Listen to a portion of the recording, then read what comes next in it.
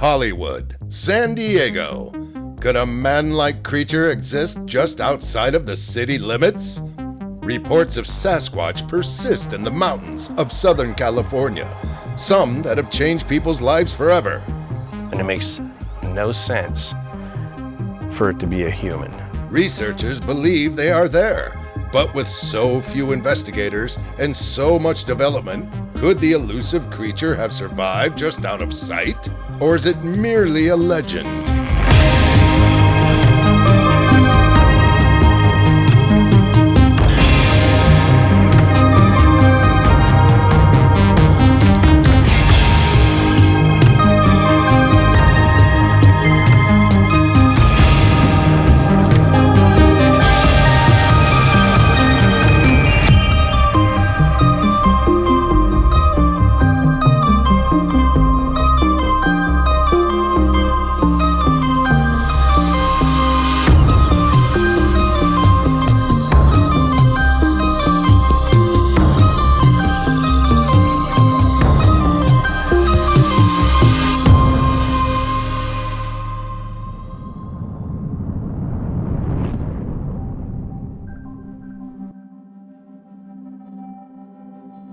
Welcome back to another episode of Mysteries and Monsters. I'm your host, Eli Watson. And on this episode, I have a bit of a confession to make. The original pitch for this series was that it was going to be me following around UFOs in Southern California. And Seth was all about it until he told me that I had to incorporate some Bigfoot stuff. That's fine and dandy. You know, I did be on the trail. I've looked for Bigfoot. I'm fine with that. But the kind of caveat was that it had to be Bigfoot near me. And if you remember from the last episode, I live in Temecula, California, Southern California. And Southern California is not the spot for Bigfoot. The county of Los Angeles has 9.8 million people. San Diego County has 3.2 million. San Bernardino County has 2.2 million people. You know, compare that to Oregon and Washington State. Both states together have a combined population of about 12 million people. And we're looking at more than that condensed in an area about half the size of Oregon, maybe. Where is Bigfoot hiding? I've looked for Bigfoot all over the country, from Florida to the Northeast, Ohio, Colorado, Nebraska, the Pacific Northwest, of course, but never in my own backyard per se. And that's just because it's not really the environment for it. I've lived here my whole life, and I've never heard of a report from Southern California.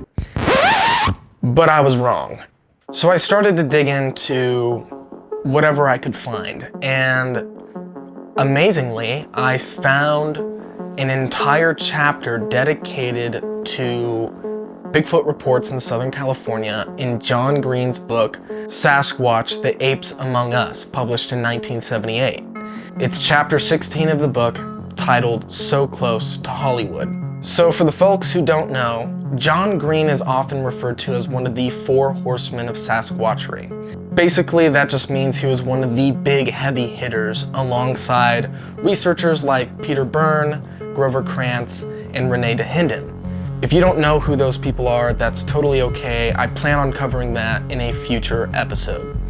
John Green was a Canadian journalist, and he had worked in newspapers for about 30 years, and somehow caught the Sasquatch bug and started to take a closer look at the reports. His book, Sasquatch, the Apes Among Us, is really a collection of reports that he received, but also he interviews most of the witnesses, if not all of them, in the book, which is really, really incredible because he was able to vet almost every single witness himself to guess their credibility. It's definitely one of the pinnacle books in Sasquatch history. It's definitely an important read. If you want to get in the Sasquatch subject, I highly recommend you read that book because well, let's just say they don't make them like they used to.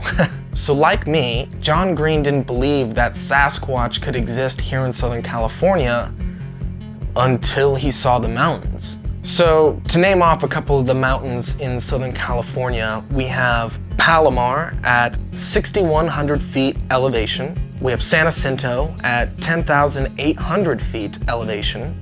San Gorgonio at 11,500 feet elevation.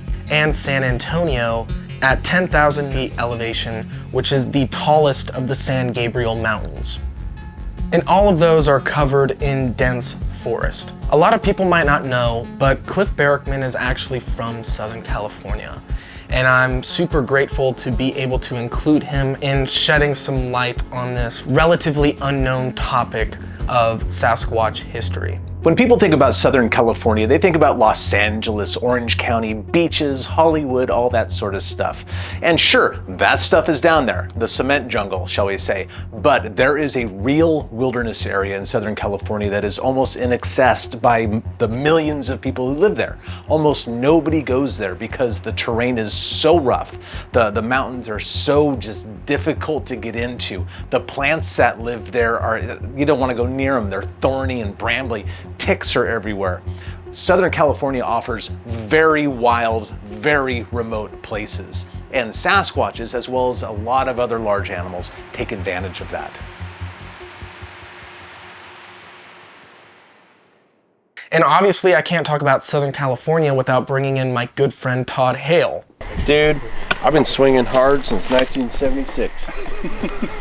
Todd Hale is a member of the Olympic Project, and he's part of the team that's investigating the nest site up in the Olympic Peninsula. If you are unfamiliar with the nest site and what that is, I'm going to link a video in the top here that showcases the first time I met Todd Hale and also when I went to the nest site, and explains everything about that topic in that video. But like me, Todd grew up in Southern California, and at one point he actually lived in Temecula, and that's why me and Todd are Temecula bros. You have just about everything in Southern California. Like its claim to fame is you can be surfing in the morning and snow skiing in the afternoon, right? It's basically deserts except for the mountain ranges themselves, which go up to an elevation of around 11,000 feet. So in the lower areas, you've got high desert, and it goes up into chaparral, and then starts working its way into pine trees, ponderosa pine. Yeah, so for Southern California forests, like the mountain ranges, I made some notes about the actual acreage. Angeles National Forest is 700,000 acres. San Bernardino is 823,000 acres. San Jacinto is 32,000 acres, and Palomar is 128,000 acres. Cleveland National Forest is 465,000 acres. And there used to be reports on the backside of Elsinore off Ortega Highway. We have tons of wildlife in Southern California. Everything from rattlesnakes and coyotes, Mule deer, mountain lions, bobcats, black bear. A lot of black bears still live in Southern California. There is a thriving population of black bears in the Southern California mountains even to this day. And that is a testament to the area being so rich in resources. There is a lot of food for a large omnivore, whether it's a black bear, the extinct grizzly bears, or the persistent small population of Sasquatches. On the California state flag is the grizzly bear, and it's not there for stylistic reasons. It's there because grizzly bears were native to the state of California. It's estimated that there was at least 10,000 grizzly bears in the state. They were so prominent, but also in their own way different from other grizzlies, that they got their own classification of grizzly bear, and they became known as California grizzlies. And this was due to their size and their aggression. A lot of people are unaware that one of the last holdouts of grizzly bears in California was in Southern California, the Southern California mountains. I mean, the grizzly bear's on the flag of California.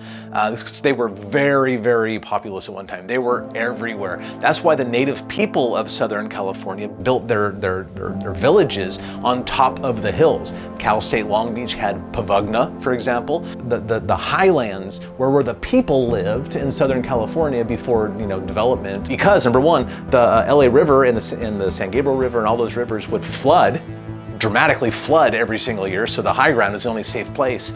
Plus, when it wasn't flooding, that's where the grizzly bears were. And they didn't want to live down there because grizzly bears are basically monsters. California grizzlies were huge. It wasn't uncommon for them to weigh well over 1,000 pounds. And if some reports are to be believed, some of them weighed over 2,000 pounds, which stacks up with some of the largest bears ever recorded. I was looking up grizzlies in California a little while back, and there was one bear in particular causing a lot of problems, and I think it killed 6 people, and they were finally able to hunt it down. They loaded it onto a wagon or a cart, brought it into Temecula and weighed it, and it was 2,200 pounds. Or a typical grizzly in Southern California, I think it was around 1,200 pounds. This thing was massive. It was killing livestock, killing people, and just causing all kinds of trouble. And they would eat anything and everything, including cattle. There's reports of them eating beached whales. And of course, they were also eating people. And that's what made them such a problem, because grizzlies, they wouldn't stop. Like a mountain lion won't attack a group of people. Neither do coyotes, and black bears tend to be pretty skittish. But grizzlies, on the other hand, just don't care. Settlers started putting bounties out on grizzlies and paying people to kill them out, basically, because they were such a problem. Part of the eradication process was that people would capture grizzly bears and put them in an arena and have them fight bulls until one of the two died. And they would place bets on which one would live and which one wouldn't. And supposedly, as the legend goes, that's where we get the terms bear and bull market, but I'm told that's incorrect. For people who live in Southern California, to just understand how prevalent these things were, there was a man named Grizzly Bill Holcomb who used to hunt grizzly bears in what's now is San Bernardino. Like, picture a metropolis, 100 years ago, and when there was nothing there, and there was grizzly bears roaming around, and so many that he was killing. I think he killed like 100 of them in his lifetime, him alone. And they were killing so many that by 1922, it was reported that the last one was killed in Tulare County. And ever since then, there haven't been any grizzly bears sighted in California. I could talk about bears all day, but that is not the topic of this documentary. But I think there's an important question that might be answered by examining what we knew about the existence of grizzly bears in Southern California and apply it to Sasquatch.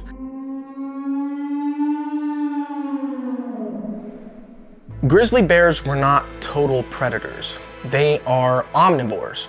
That means that their diet is comprised of not just meat, but also plants. The question we can ask is, can another large omnivore exist in the same ecological niche and remain just out of sight? And I think there's multiple factors going on here. A great ape, if that's what Sasquatch is a lot more intelligent than a bear. A great ape is probably more likely to avoid conflict than a highly aggressive grizzly bear that wants to kill 6 people in downtown Temecula. Like a Sasquatch just isn't going to do that. Plus, great apes are notorious for their ability to hide.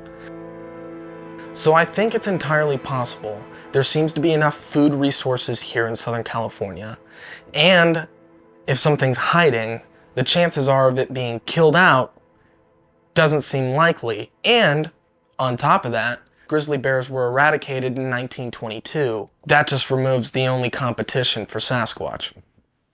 Going back to John Green though, I haven't been able to personally verify these reports, but John Green starts to construct an interesting argument for the historical existence of Sasquatch in Southern California.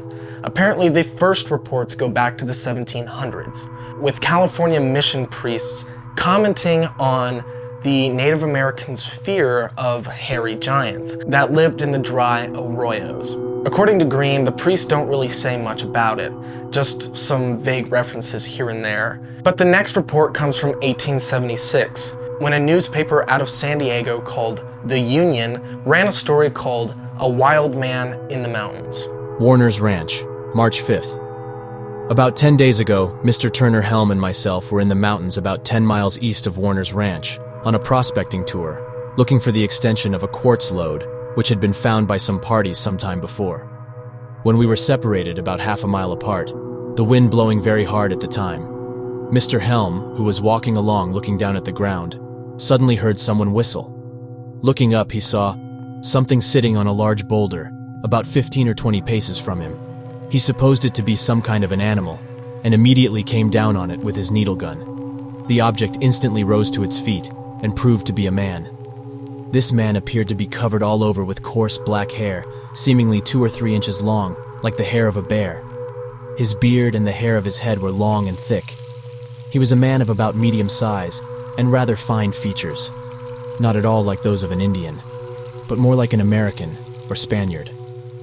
They stood gazing at each other for a few moments, when Mr. Helm spoke to the singular creature, first in English, and then Spanish, and then Indian. But the man remained silent. He then advanced towards Mr. Helm, who, not knowing what his intentions might be, again came down on him with the gun to keep him at a distance. The man at once stopped, as though he knew there was danger. Mr. Helm called to me, but the wind was blowing so hard that I did not hear him. The wild man then turned and went over the hill and was soon out of sight. Before Mr. Helm could come to me, he had made good his escape. We had frequently before seen this man's tracks in that part of the mountains, but had supposed them to be the tracks of an Indian. I did not see this strange inhabitant of the mountains myself, but Mr. Helm is known to be a man of unquestioned veracity, and I have no doubt of the entire truth of his statement. The article describes a man-like figure, completely covered in hair, that's whistling. That sounds like Sasquatch. Also mentioned in John Green's book is researcher Peter Gatilla, who I'll explore a little bit more in a little bit, but he shares a story of Spanish priests who were in charge of the mission at Warner Springs, who reportedly buried a hairy, man-like beast that was found on top of a hill by Native Americans. And apparently they thought it was the devil's work, and so they buried it right where it was. Where that hill is, I don't know. That's an interesting story that would be really, really interesting to find out if it's true, because if it is true, there could be bones. That is, of course, if it's not entirely developed over, because as I'll talk about later in this episode, much of Southern California has been built over, so there's even the chance that maybe it was there and now there's a house on top. John Green also introduces Ken Coon, who is a policeman from Los Angeles. Apparently, Ken Coon was interested in Bigfoot and went looking for Bigfoot in Northern California in the late 1960s, probably as a result of the Patterson-Gimlin film coming out in 1967. Coon plays an important role in early Bigfoot history of Southern California. I don't really know who was researching anything in Southern California before Ken Coon. And Ken Coon was collecting reports from people who never reported stuff to the media. For example, there's one story of a Los Angeles store owner who went camping in Borrego by himself on a prospecting trip. It was just him and his donkey, and at night he was approached by these hair-covered man-like creatures who he felt like wanted to kill him and his donkey, but his fire was the only thing keeping them at bay. He described them as having light-colored hair as well as glowing red eyes. Again, all of these are traits common with Sasquatch reports, and that story apparently happened in the early 1900s. Moving into the future, a man named George Haas, ran a printed newsletter called the Bigfoot Bulletin from the late 1960s to the early 1970s, possibly longer. But in the July 1970 edition, he includes a very interesting report from Southern California. In the summer of 1965, Jim and Jan Gorell, both employees of Continental Telephone Company, Victorville, California, were picnicking near a place called Bowen's Ranch, adjacent to Deep Creek at the foot of the San Gorgonio Mountains. They were cooking hot dogs over a fire after dark when Mr. Gorell heard a noise just outside the clearing they were in. He looked up to see two eyes reflecting light in the darkness. At first he thought it to be an owl, but the eyes were too large and too high off the ground, for there were no trees to support an owl in that spot. Soon his eyes became adjusted to looking into the darkness, and he saw a big black mass just watching them, about 9-10 feet in height. He didn't tell his wife what he saw right away, but said, "Let's go," packed up and headed for their car, parked a short distance away on a ridge. He didn't want to alarm his wife, but when he left the fire going and the hot dogs at the site, she asked, and he told her what he saw. The thing followed them to their car, gaining on them and almost reaching the car by the time they drove away. I called both of them at different times, and their descriptions of the thing were identical. It walked totally upright like a man, had dark brown or black hair completely covering its body, had arms longer in proportion than a man's, thick neck or no neck at all. It appeared to be merely curious, for it followed them instead of staying near the smell of the food. Mr. Gorell stated that they were cooking the hot dogs on coat hangers, and they left hangers and food right there by the fire when they left. The thing made no noise or sound itself during the encounter. The couple tried to ignore whatever it was and get out of there fast. Needless to say, they were very scared. Then a string of events occurred in 1966 that placed Ken Coon as the prime investigator of the story. Apparently, in July of 1966, a group of teenage boys were out at the Fontana Speedway. Basically, it was a washout of the Lytle Creek area. They were just hanging out, doing their thing, and they saw what they described as an ape in a tree. And apparently it jumped down and grabbed one of the boys, tore his clothes, and scratched him up. They went to the sheriff's office, and apparently they were just kind of laughed out. They thought it was the boys just roughhousing with one another and trying to pull one on the sheriffs, which, you know, taken at face value, I can't say I blame the sheriffs, but what happens next is more interesting. About a month later, two teen girls, Jerry Mendenhall and Kathy Aldrich, were out exploring that area. They had heard from several of their friends that there was a monster stalking the area. They had heard the story about what happened to the teenage boys, as well as some other interesting stories, including of a teenage boy being choked by this creature. So they decided to head out at night and just kind of look around, probably not thinking it was real, and they got more than they bargained for. Jerry, who was driving, hit a chuck hole and thought that the tire might be damaged in some way. So she stopped and asked Kathy to look over and see if the tire was damaged. Apparently, when they looked up, there was this monster standing there. It was hairy, it smelled horrible. They said its waist was about the height of their vehicle. They said it looked like an ape and breathed like a horse. Apparently the creature reached out and grabbed Jerry by the arm and managed to scratch her. Some reports say that it grabbed her by the neck and scratched her there and tore her clothes. Jerry throws it in reverse, gets out of there, goes to the sheriff's office, and they laughed it off again, thinking that it was just another prank. And that's really unfortunate. Again, this story happened in 1966. Ken Coon didn't come onto the scene until 1970, and when he interviewed Jerry about the incident, she was married, and she hadn't talked about it with anyone. She hadn't even told her husband. And here comes Ken Coon asking about this incident, and apparently she gave the exact same account.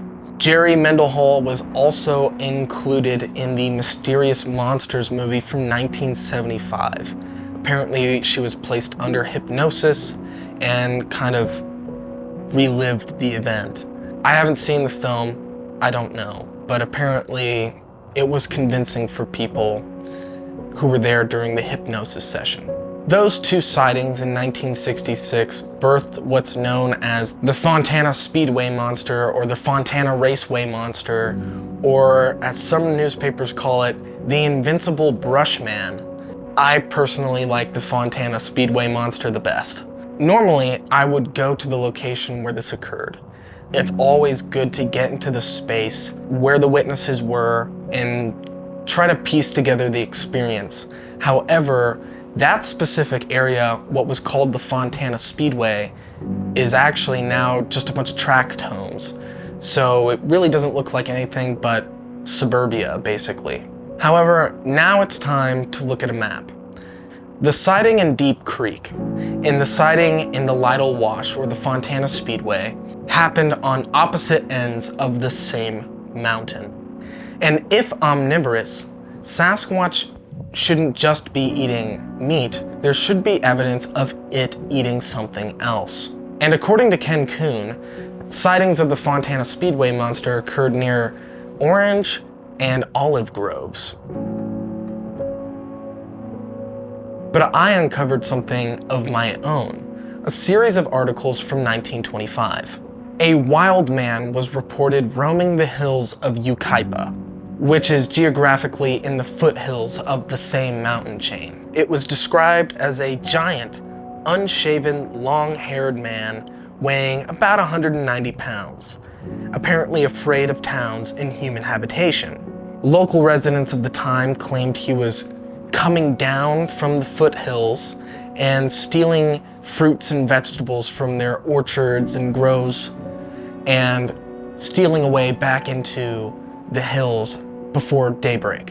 What I find so interesting about it is there seems to be an insistence from the journalists and newspaper reporters that it was like a hobo, specifically a hobo from Huntington Beach. I don't know what the connection is there. They nickname it Robinson Crusoe II or Robinson Crusoe Jr. And I mean, this has got to be the hobo hide and seek champion. As they keep searching for this, it seemingly retreats from the foothills into the deeper mountains above. And supposedly, the sheriffs chased it on horseback and it outran them. And they're still insisting it was a hobo. But I think the observation of the local residents that this wild man, or Robinson Crusoe Jr., comes down at night to steal away their fruits and vegetables and then go back up into the foothills before the sun comes up is very interesting and lines up a lot with typical Sasquatch behavior and leads me into my next point. If Sasquatch exists in Southern California, why don't we see it more often? I think there's multiple reasons for this, and Ken Coon actually wrote a paper in 1974, I believe, describing some of these reasons. One is that if Sasquatch is primarily nocturnal, I mean, there's fewer people awake at night. Visibility is lower at night. I mean, that kind of explains that. They're not hanging around during the day, and you're less likely to see one at night. The reports of Robinson Crusoe Jr. always happen at night. The Fontana Speedway monster was always seen at night. The Deep Creek report comes from night. The story of the gentleman in the Borrego Desert who had multiple Sasquatch approach him occurred at night. And if that is truly the case, encounters with these creatures are extremely rare, but they do happen. It was February of 1986. I live near Long Beach, California, in a city called Lakewood. Pretty much city kids, Southern California, skateboarding, surfing, all that kind of stuff. So we would go up to the mountains and go skiing, and we had planned a ski trip that weekend for my brother's birthday. Brought along two of my friends. I had two younger brothers. My parents didn't have reservations for a place to stay, and everything was sold out. So we got up to Big Bear about 10:30 at night on a Friday night and proceeded to drive around until like 1 o'clock. I think my dad finally found some cabin or something. It was just a little cabin like off the side of the road. And I don't remember exactly where we were, but we were in the Big Bear area. It started to snow, so we went out to start playing in the snow and making snowballs, because snow is like a novelty for us, being like beach kids. And we were having snowball fights and laughing and joking around, and then somebody noticed that someone or something was watching us, like up here on the road. And it was clear as day. It was right there, standing in the middle of the road. A silhouette of like a man or a Bigfoot type of thing. And I was well aware of what Bigfoot was, and I was a pretty smart-ass kid, so we were like, hey, we're like yelling at it, and it's not moving. It's just standing there watching us. So we're like, I said, hey, if you're a man, say something. And the thing didn't move, and we're like, hey, what are you doing? You know, we're like yelling at the thing, and it didn't move. It didn't budge. It just stood there, just still. In the middle of the road, you could see it under the street light. It was like 1:30 in the morning, and it's snowing, and it makes no sense for it to be a human. So we got scared. We freaked out. We ran in the cabin, told our parents what was going on, and I mean, that was it. So people have gone back. You know, people ask, oh, did you go look for tracks, or did you do that? No, I didn't care. I mean, I didn't even think about tracks. We just got up the next day and went skiing. So, I mean, that was it. So I didn't really think about it much for years, and I was hanging out with one of my friends, motocross buddies. We were out in the desert on a trip around the campfire telling ghost stories and stuff, and, you know, campfire stories. And I told him that story, and he's like, you got to tell my dad about that. I'm like, your dad? Why? He's like, oh, my dad used to research Bigfoot in the 70s and 80s, and he would go up to Willow Creek and Bluff Creek quite a bit. And he used to research in this local area. So I felt kind of weird about it. This is pre-internet and, you know, no social media. This is around 1993, I believe, 94. So I finally made the trip over to his house, because he kept bugging me. I finally went over to his house, told him the story, and he's like, yeah, that coincides with a lot of the research I was doing. In the mid-'80s, there was a lot of activity going on in these mountains. So yeah, you probably had an encounter. And that was it. I mean, my friend's dad, Dennis Rumner, was like my personal Bigfoot library for a couple of years. He had tons of old Bigfoot books, and he would let me read one at a time. That kind of, around that time period is when I started looking into this a little bit more. It's important to note that Big Bear is geographically in the center of all the areas we've just discussed. Yucaipa is in the foothills. Deep Creek is on the western side of Big Bear. We have Lytle Creek washout area, which is just down the hill from Big Bear. This is a spot where they might be. So that kind of takes us to the next era of Southern California Bigfoot research, the 70s and the 80s, which saw an increase of reports, and I think that's because of an increase in researchers. So 1972 saw the creation of the California Bigfoot Organization, or the CBFO, which was created by Rich Grumley. Grumley lived in Palmdale, which is the high desert just above the San Gabriel Mountains. His research focused mostly on the China Lake area and the Kennedy Meadows area of the Southern Sierras. Supposedly, from what I understand, Grumley led the CBFO with military-like discipline. There was all sorts of codes of conduct that you had to abide by when out in the field or even during meetings. But the California Bigfoot Organization was kind of important back in the day. They delivered lectures at schools. They were out collecting casts of footprints, taking photographs of those footprints, and doing tape recordings of eyewitnesses. John Green was present for some of that and got to analyze some of that information. Unfortunately, Grumley left the California Bigfoot Organization. I'm not entirely sure why, but after he left, the organization kind of crumbled without his leadership, which is really unfortunate.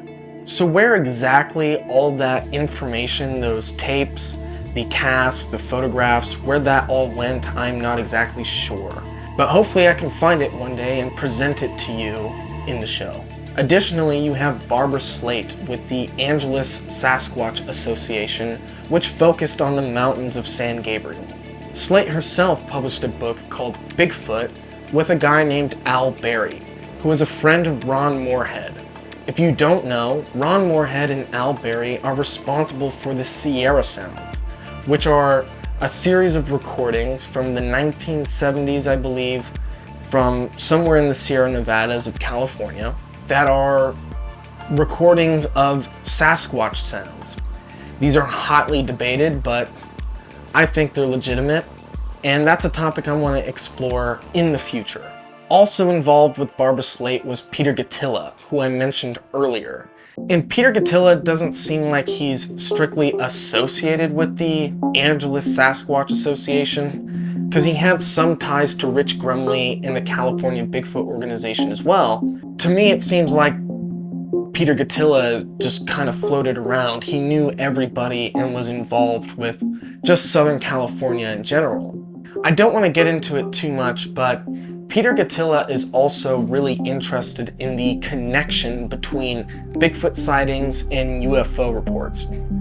And he believes there's some sort of connection there.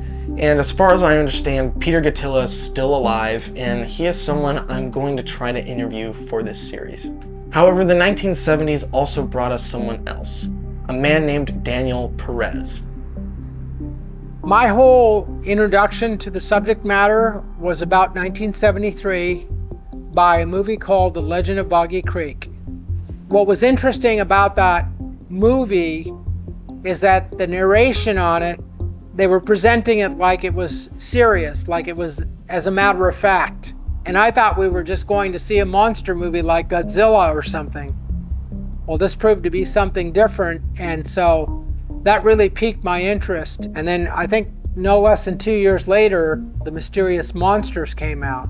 So that was more fuel for this young Daniel Perez to become further sucked into the whole issue. So that's what really got me going. Now, what fascinated me about Daniel Perez was what he was investigating was so close to my hometown. I will tell you what happened with Doug Trapp and I on one trip to Hemet back in the late 70s, probably no later than 1980. Riverside Press Enterprise, I believe that was the newspaper at the time, started covering it as things were developing. And central to the case was a couple by the name of Dick and June Putnam and their children, who had not only seen footprints, but I think they cast footprints, and they also had a sighting. The way I recall, Dick and June Putnam, who are probably deceased by now, I got the impression they didn't have a phone at their house. So we decided to go down there one Saturday just to go see what was up with them. And we knocked at their door, and we found that no one was home.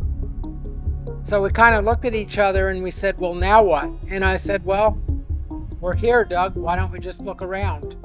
And it had rained quite a bit. I do remember that. Maybe days before we got there, because as I recall, when we drove down there, there was no rain.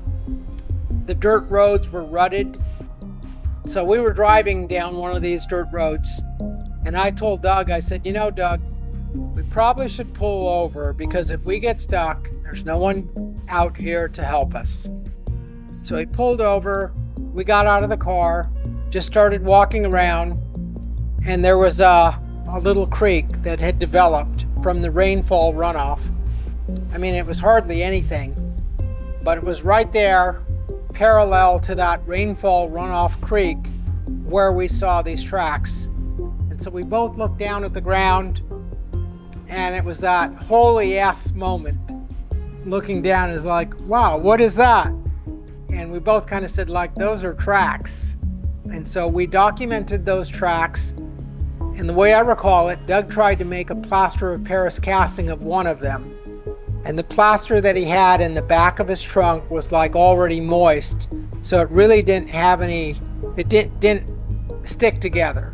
So any attempts to make a plaster of casting were in vain. But we did get some photos. I was very impressed by the heel imprint of one of the tracks.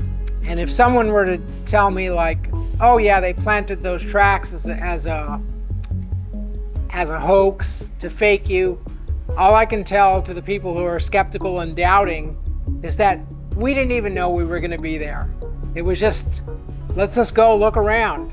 We had no idea, we just decided to stop the car at a certain time, and it's just like, there was no plan to be in one particular spot at one particular time. We just kind of stumbled upon those tracks.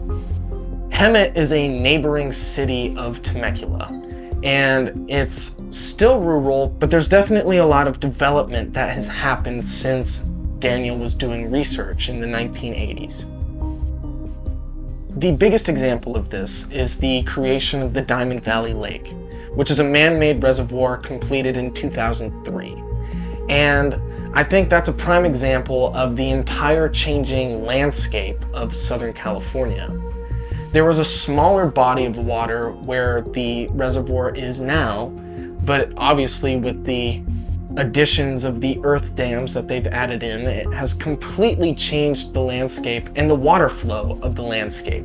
And I think that's really important to note, because while the footage I have is really green and lush looking, most of the time Hemet is completely arid. Maybe that's due to the way the water flow has changed, but I'm not sure. I know Southern California is much drier now than it was historically, but my point is, maybe the way Hemet was back in the 1980s was a lot more hospitable for Sasquatches than it is now. And honestly, even looking at Hemet, it's kind of makes sense for something to be moving through there.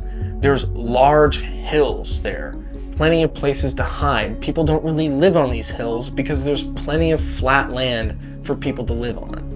But these hills roll up into the foothills of San Jacinto, and you could move across them into San Jacinto if you really, really wanted to, or if you were moving down to come check it out, I guess. So already there's a pattern of the changing landscape and environment of Southern California. I mentioned that the Fontana Speedway is completely gone now. It's built over by suburban neighborhoods. Diamond Valley Lake has completely changed the landscape of Hemet, and this seemingly never-ending development continues. Yeah, I think the increase in building development and population probably pushed them out of the area. And I mean, it wasn't like we were doing full-time investigation and research there, but I get the impression that they were there for a limited time and moved off, possibly a small family group or just a couple of them. There used to actually be a lot of orange groves, a lot of dairy farms. I mean, you could drive for miles and miles and miles, just 2-lane roads, and it was still pretty wild. Even when I was a kid, when we moved out to Upland in 1978, we were at the base of the San Gabriel Mountains, which goes up to Mount Baldy, and there was only 5 houses on my street. Across the street was orange groves, behind us was orange groves, and down the street was a rock quarry. It was wild. And you could ride your bike right up to the foothills. And there were ponds, trout streams, and all that's pretty much gone. Now it's all houses and strip malls, and the population is just crazy. There's millions of people. So of course, all these animals are being run out. Not just Sasquatch, but everything else too. They're being squeezed into these little areas. And then that's why you have bears going in people's backyards in the pools, and more cougar sightings and stuff like that. So if you look on like Google Maps or Google Earth at Southern California and the Inland Empire, it looks like they've built every square inch up to the mountains. And the mountains look like islands because they aren't built. They obviously can't build there. They're not building there, but. However, before fully moving on, there's one more thing I want to talk about with Daniel Perez, and that is the Bigfoot Times newsletter.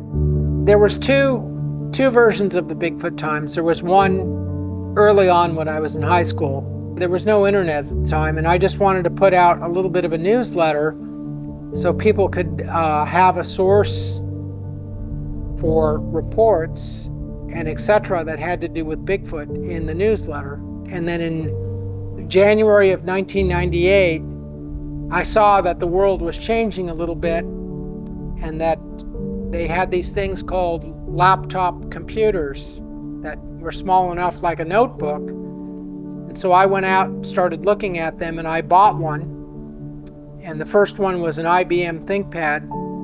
And so I launched the Bigfoot Times, 2 words. And so it's been going strong ever since January 1998, almost up to the present. And so in January of next year will be 25 years of publishing a physical paper newsletter that is mailed out to a readership. You got to remember that when this newsletter was started, that wasn't the only newsletter out there. There was at least 6 other newsletters being published in the United States alone on the Bigfoot topic. So all of those newsletters over time went extinct and folded, and the Bigfoot Times stood strong. And perhaps it was because of my leadership and being an editor, putting out quality information that kept the customers, clients, membership, subscribers coming back for more. The introduction of the internet and the computer, like Daniel's talking about, really brings us into the next phase of Southern California Bigfoot research. And for that, I want to introduce a woman named Bobby Short. So Bobby Short had her own experience with Sasquatch in 1985 in Northern California. And then in 1995, she launched her website, Bigfoot Encounters. It's a collection of reports from all over, but there's a heavy emphasis on California, and that's maybe because Bobby Short was based in San Diego. You could submit your sighting, and your sighting would be publicly available for people to see. And that became an important resource for people like Todd Hale, who were getting into the Sasquatch topic and really wanted to see what was happening nearby. I got my first computer in 2000, but my mom had a computer in 95 with internet, old dial-up internet.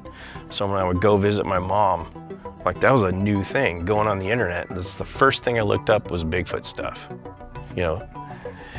And I would print out reports from various websites in Southern California, and I would actually put them in a file, put them in my truck, and I would drive to these places and go to where, if they named the location, I would go to the locations where these Bigfoot sightings were and spend the day walking around, hiking around, seeing if I actually thought it was viable.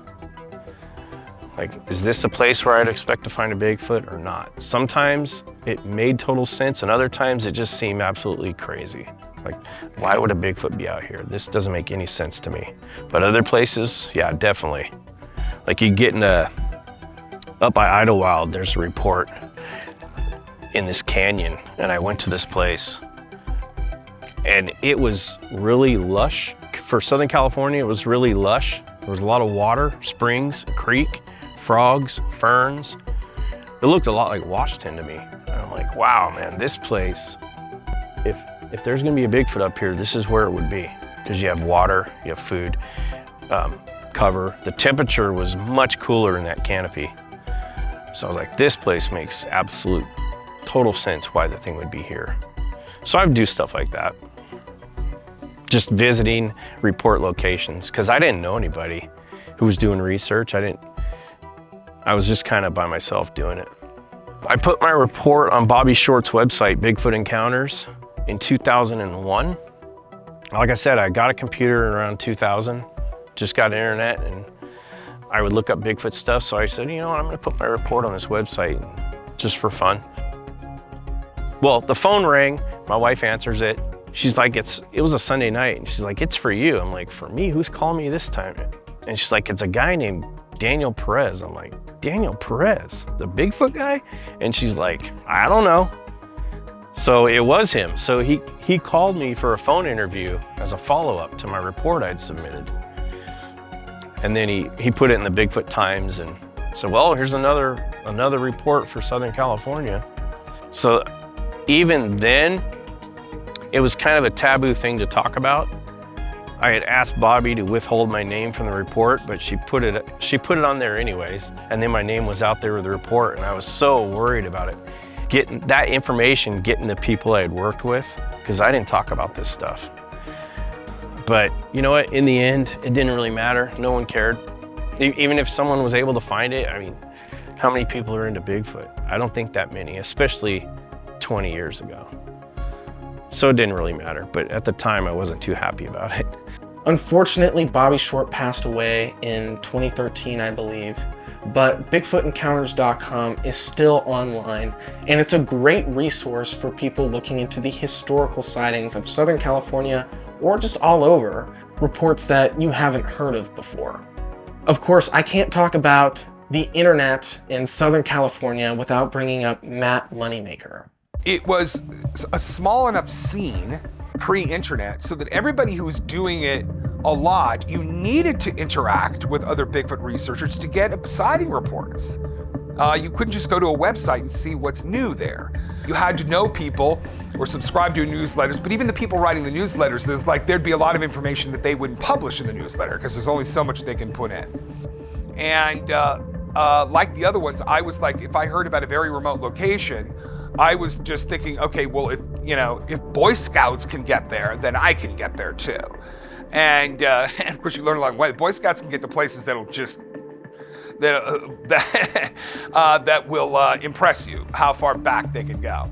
One of the first places I went to in Southern California is a place I heard there was sightings, and we found tracks there, fresh tracks. And that was one of probably my first real experience was Sasquatches. I had read a lot of stuff, but in terms of being in the field, that was the first one, and that was in the mid-'80s. And I was thrilled that there was Bigfoots in Southern Cal, because I always thought of it as a Northern California thing, and that the sightings that I'd heard about in the past in the mountains above around LA were just not there anymore. I mean, we've had climate changes in Southern California. It was a cooler, colder place in the past, before there was all the human development and all the traffic and everything spewing out stuff that was kind of warming up the atmosphere. Warming up the atmosphere in Southern California is actually going to prevent rain and mist and fog just by making things that little bit much more warmer. It's most pronounced in the mountains right around LA, where there was much more rain and snow in the past than there is now. So it's drier, which means there's less bloom, which means there's less deer. Now, you might know Matt Moneymaker from the show Finding Bigfoot, but Matt was famous in the Bigfoot world long before Finding Bigfoot for the creation of the Bigfoot Field Researchers Organization. I started the BFRO because there was, in the early days of the internet, there was kind of a listserv of people who were interested in the Bigfoot subject. It got to be very large and contentious, and it didn't seem to be, because once so many people got involved and were replying to threads, etc., for a lot of reasons it seemed a listserv wasn't the best way to communicate Bigfoot information. There's so much information that we were receiving with specific geographic references that I thought there should be some kind of an archive where you can kind of go look up reports from, like, say, a particular county in Arkansas, let's say. And so I built that. And I knew that one of the things that real witnesses would do if they had a real sighting, they would get on this new thing called the internet. They would look up reports to see if other people had seen something in their area. And even if there was no other reports in their area, those people would submit theirs to say, well, I'm gonna let them know about something in my county too. So we started doing that in the mid-'90s, and now we're in 2022, and that database has received over 75,000 reports. The BFRO is an immensely helpful tool. I have used the BFRO to help me find reports in this general area. It's still updated by Matt personally, but also by a network of BFRO researchers all over the country who also update it with reports that they receive and that they've investigated. It was the way I felt to do it, to have that information collected, and then people who are really seriously interested in Bigfoot reports could get to the original submissions with the contact information with the witnesses, where the investigator following up could actually go out to the location and talk to the witnesses and look around, etc. I think one of the most important aspects of the BFRO is the fact that it's not just a tool for people to submit their sightings, but when someone submits their sighting, a researcher can view it in a registry of sightings of their local area. And so when they have all these sightings here, they can go and investigate each report and write a follow-up report and then publish it to the public side of the BFRO. So when you're viewing the BFRO website, you're viewing carefully vetted reports to see the best of the best. There's a lot of what is legitimate information that isn't posted.